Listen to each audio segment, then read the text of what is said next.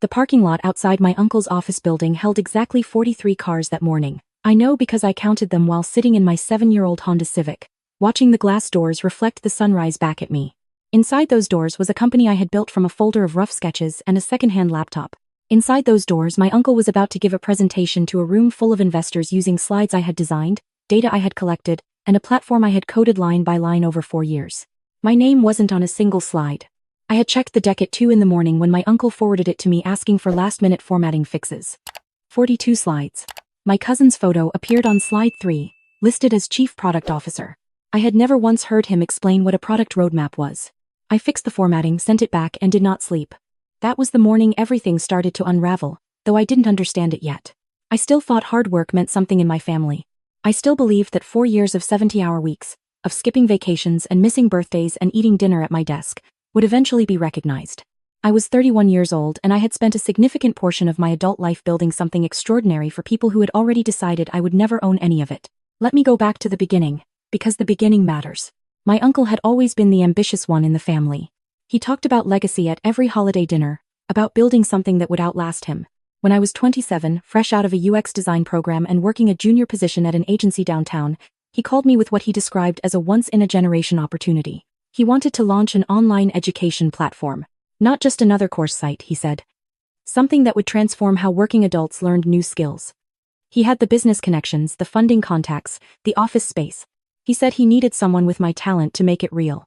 What he needed, though I did not see this clearly enough at the time, was someone he could pay below market rate because family doesn't negotiate. I took the job. Of course I took the job. He was my mother's brother. He had helped pay for my laptop when I was in school. He sat at our Thanksgiving table. When he told me I would receive equity as the company grew, that my contribution would be recognized once they secured their first serious round of funding, I believed him the way you believe people who have known you since you were 8 years old. The platform was called Ellery. I named it. I designed the logo, the color system, the entire user interface.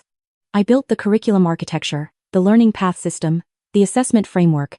I managed our first 3 instructors, negotiated our first content partnerships, and wrote the copy across every single page of the site.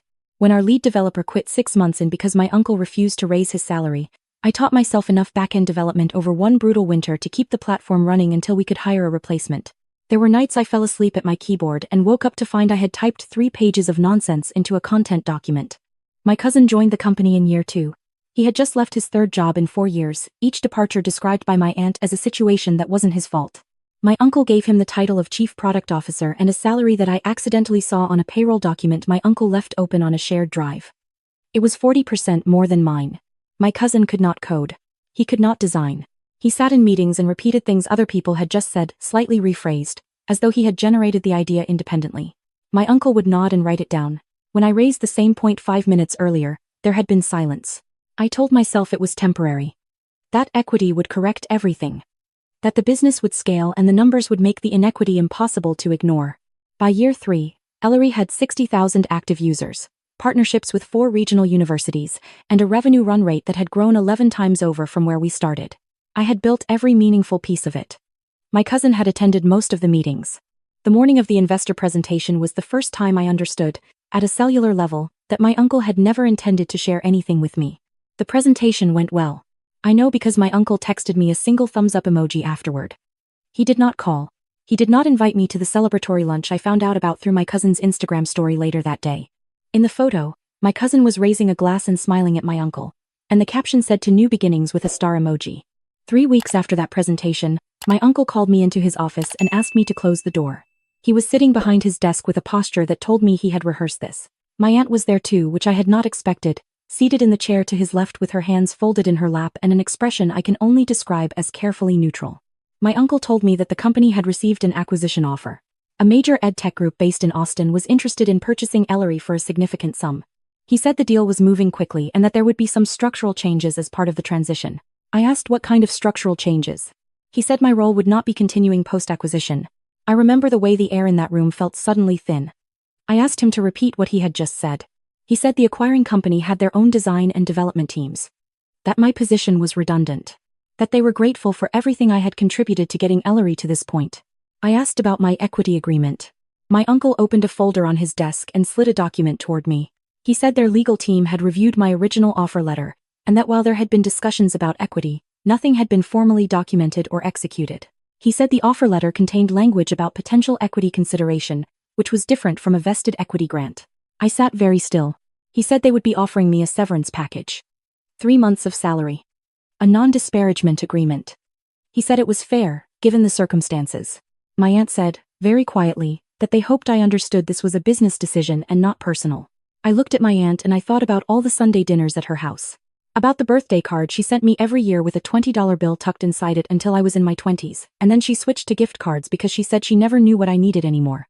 I thought about how she had never once, in 4 years, asked me what I was actually building. She had asked my cousin, though. She asked him regularly. I picked up the document and I told my uncle I would need to review it with my own attorney before signing anything. His expression shifted slightly. He said he hoped I wouldn't make this complicated. I told him I didn't intend to make anything complicated. I just intended to be careful. I drove home and I sat at my kitchen table for a long time without turning the lights on. Here is what my uncle did not know, and what I had not thought about until that night when I sat in the dark and started methodically going through every document and account and file structure that existed in connection with Ellery. When I had built the platform, I had used my personal accounts for almost everything in the early days, because the company didn't have proper infrastructure yet and my uncle told me to move fast and sort out the formalities later. The design system I had built, every wireframe, every component library, every brand guideline document lived in my personal Figma workspace. I had shared it with the team, but I had never formally transferred ownership of the workspace or the files to the company. The original curriculum architecture, the learning framework I had spent months developing and that formed the intellectual backbone of what made Ellery different from every other course platform, existed in documents I had created on my personal Google account before the company had set up its own workspace. More than that, the proprietary assessment methodology I had developed, the thing our university partners specifically cited when they chose Ellery over competitors, had been published in a detailed internal white paper under my name. I had been asked to write it as a thought leadership document for the company's blog. It had my byline on it. It had never been assigned to the company through any formal IP assignment agreement. I had signed an employment contract, yes, but employment contracts assign IP created in the scope of your employment, and a significant portion of what made Ellery worth acquiring had been created either before I was technically employed, or using personal accounts and personal time, or in a context where the company had no formal record of having commissioned or owned it. I am not an attorney, but I knew enough to know this was complicated. And I knew enough to know I needed to talk to someone before I signed anything. I found an IP attorney through a former colleague who had gone through something adjacent when she left a startup. I sent her an email at 11 o'clock at night with a summary of the situation and a request for an emergency consultation. She called me the next morning. We spent 2 hours on the phone.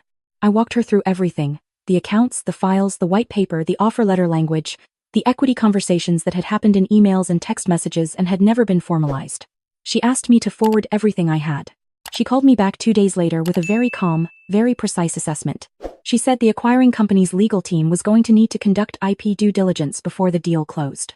She said that when they did, they were going to discover a significant gap in the chain of ownership for core assets.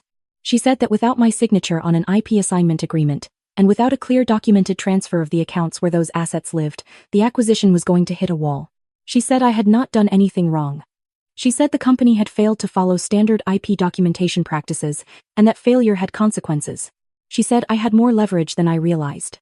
My uncle called me 4 times over the next week. I did not answer.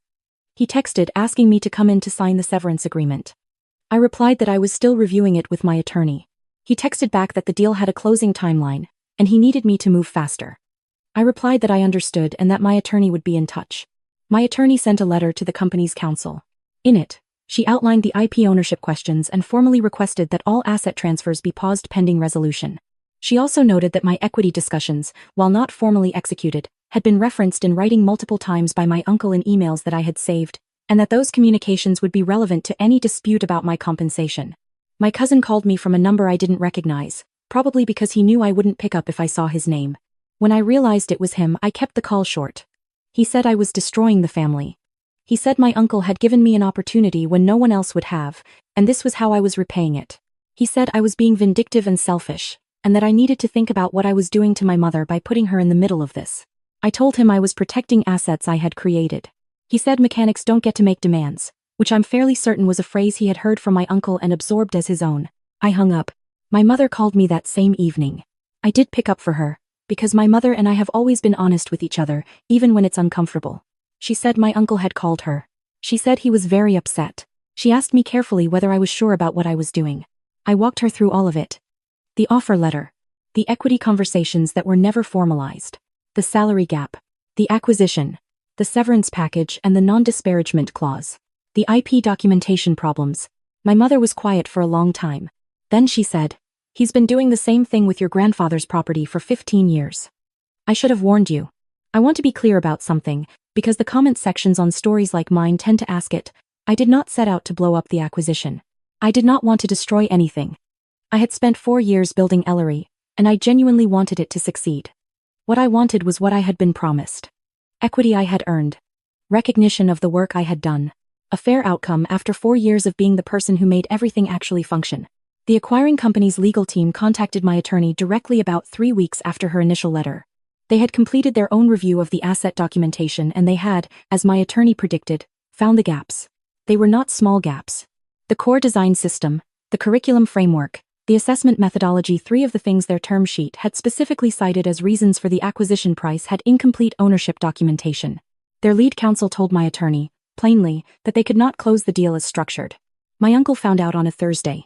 I know it was Thursday because my mother called me and told me she had heard from my aunt, who said my uncle had come home that evening and didn't speak at dinner. My uncle's attorney contacted my attorney that same week with a revised proposal. It was not a severance package. It was a negotiation. They wanted to discuss a formal IP assignment agreement, which would transfer all the assets cleanly to the company, in exchange for compensation that reflected my actual contribution. It took 6 weeks. There were calls I sat in on and calls my attorney handled alone. There was a moment, around week 3, when my uncle got on a call himself and tried to speak to me directly and I let him say what he had to say and then I told him that we should keep communications through our attorneys. He said I sounded cold. I said I had learned it from watching how this family operates. The final agreement included a formal equity buyout based on a percentage of the acquisition price that was significantly more than 0. It also included a proper severance package without the non-disparagement clause that would have prevented me from talking about my own professional work. My attorney was thorough and she was worth every dollar I paid her. The deal closed on a rainy Tuesday in March. I was not in the room. I found out it had closed because the wire transfer hit my account at 2:47 the afternoon. I was sitting at my kitchen table drinking coffee and my phone buzzed with a bank notification and I looked at the number on my screen and I had to read it 3 times before it became real. I did not call anyone in my family. I sat with it quietly for a while, which is something I have learned to do with large feelings.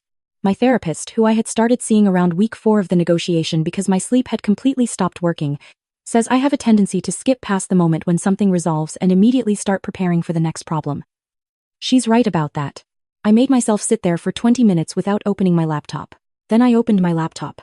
Here's the part that, when I tell this story, usually makes people laugh or makes them say that's the level of petty I aspire to, which is a quote I have now heard more than once from people who know the details. The assessment methodology I had developed, the framework my university partners loved, the thing that had driven a meaningful portion of Ellery's perceived value had been created as a standalone intellectual framework, documented in my white paper under my name. As part of the negotiation, the IP assignment I signed covered its implementation within Ellery's platform. It did not cover licensing it to other parties. A former university partnership contact of mine had left her role during the acquisition chaos and joined a competing edtech company. She reached out to me about a month after everything settled, knowing I was no longer at Ellery, and asked if I would be interested in consulting on curriculum architecture. We had a very productive conversation. The competing company licensed the framework. I will not share the specific terms, but I will say that my uncle found out, and that he called my mother to express his feelings about it, and that my mother told him she didn't see how that was any of his business. I moved to a new apartment in April. It has large windows and a dedicated room that I use as a studio. My mother came to visit in May and we made dinner together and she walked through every room and said it looked like me. That mattered more than she probably knows. I have not spoken to my uncle. I have not spoken to my cousin. My aunt sent me a brief email in February saying she hoped I was well and that she wished things had gone differently. I read it twice and I did not respond, which is not something I feel guilty about. What I think about sometimes, when I'm being honest with myself, is why I stayed for 4 years under those conditions. I have a few answers that I've worked through in therapy and in the long walks I take in the early morning when I can't sleep.